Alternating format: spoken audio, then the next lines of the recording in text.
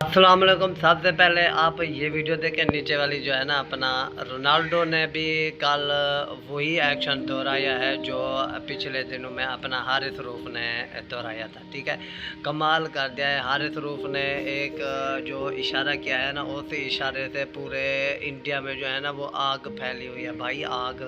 वो मर रहे हैं। अब कहते हैं कि भाई ये क्या करें हम।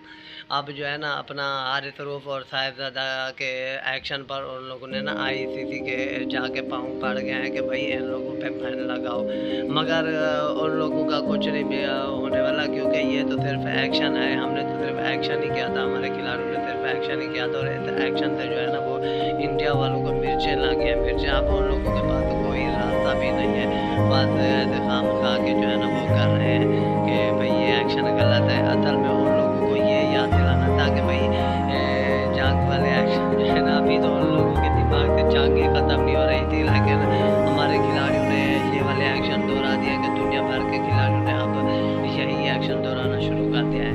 जैसा कि रोनाल्डो ने किया है, इस तरह सऊदी अरब में भी एक दो लोगों ने किया है। तो अब तो इंडिया वालों के अवाम के दिलों में मज़ीद खौफ खड़ा करा है कि भाई अभी तो 28 को जो फाइनल होने वाला है ना, तो हम बस यही कहेंगे कि आगा जी हमें ना 28 वाला मैच चाहिए, चाहे कुछ भी